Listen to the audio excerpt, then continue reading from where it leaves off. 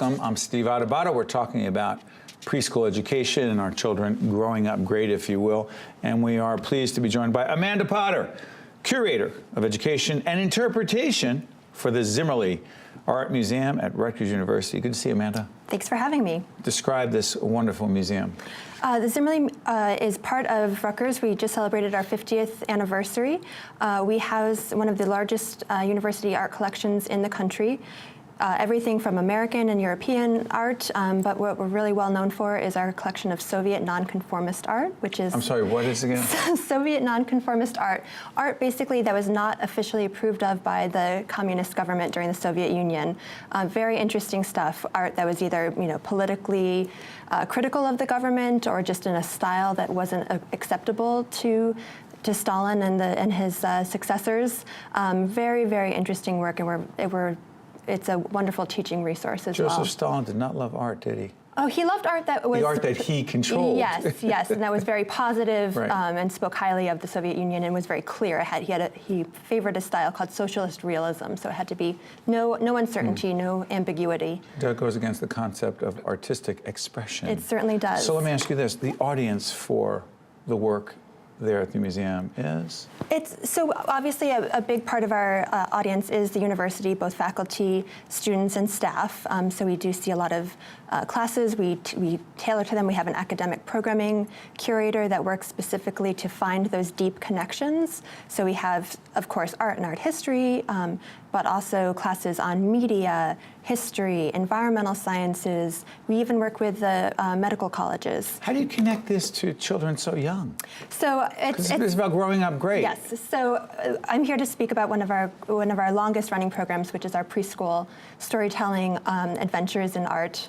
Preschool Adventures in Art and Storytelling. It is a program that we really enjoy doing because reaching children at that young age is one of the earliest, it's one of the best indicators of them feeling comfortable in the museum later in their life. They feel that they there's an exposure, simply walking in the doors of a place that is so different from their school environment, from their home environment.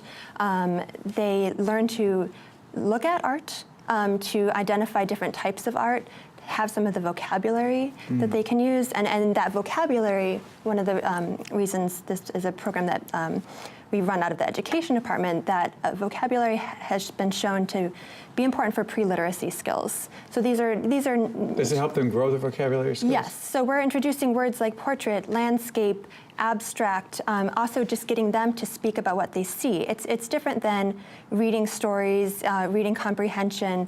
They are when they come for our programs, they first work with a storyteller. We have a resident storyteller at the museum. His name's Gerald Fierst. He's a wonderful and very expressive storyteller, and so he works. Explain that. Sorry for interrupting. Explain that for a second. Explain that for a second, Amanda. Storytellers. People think, oh, so kids get told stories. It's not that. No. From what I've seen, it's much more engaging, interactive, challenging. Open-ended questions are asked. They're pulled in. Talk about that. So yes, that is it. It is very engaging, very interactive. So telling stories that. It's different than having it being read to as a child. There's nothing that That's they can kind of... That's a one-way communication experience, very passive. Exactly. So this is something that they are doing actions, or they're following instructions, they're predicting, they're responding, like theater almost in a way.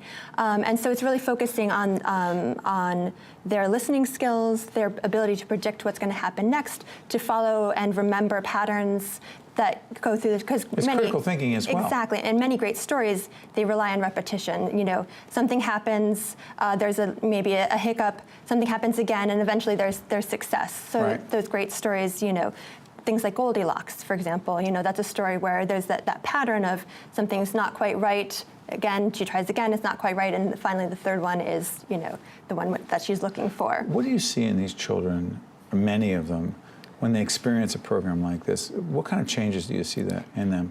I've had teachers tell me really wonderful things. So the visit begins with storytelling, then we go into the galleries. Artists and storytellers are both communicators, and then we ask the children at the end of their visit to come down and draw with us. I've had teachers tell me that they have seen their children draw in a way that they've never drawn before.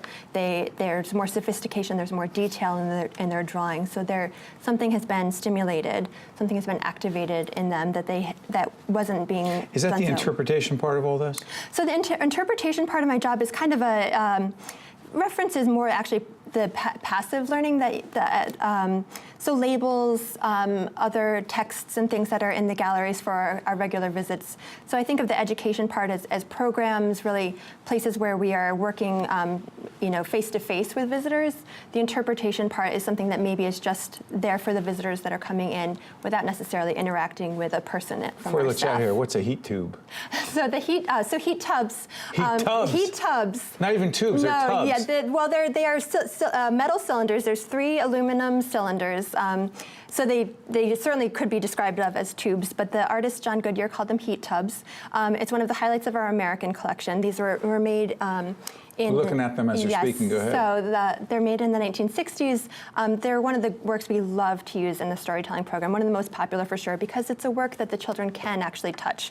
That's when, one of the biggest things and difficult for both children and adults is that can't touch in the museum, even though there's some very inviting things. The heat tubs, John Goodyear was interested in art that did engage both your sense of touch as well as your sight. So that each tub is set to a different temperature. There's one that's kind of cold. There's one that you touch and it's you think, well, you're not actually going to get burned, but you're like, oh, that's quite hot. And then there's one that's really just warm. And so I have the children experience that. I don't tell them a lot about it first, but then we do go back and ask them, can you think of a story where something is too cold, something is too hot, and then the third is just right. So we're making a connection to the Goldilocks How much do you story. love what you do? I love what I do. Because?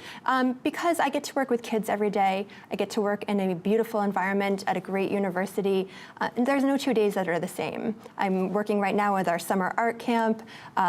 We're out at the Rutgers Gardens working on art and nature programs. So it's a wonderful job that really is always full of new challenges. Amanda Potter, I want to thank you so much for joining us. Thank you very Helping much. our kids grow up great. My pleasure. Stay right there. We'll be right back right after this. The preceding program has been a production of the Caucus Educational Corporation, celebrating over 25 years of broadcast excellence. Funding for this edition of Caucus New Jersey has been provided by the PNC Foundation, the New Jersey Education Association, Montclair State University, PSC&G, JFK Medical Center, Horizon Blue Cross Blue Shield of New Jersey, and by Partners for Health Foundation. Transportation provided by Airbrook Limousine, serving the metropolitan New York, New Jersey area. Caucus New Jersey has been produced in partnership with TriStar Studios.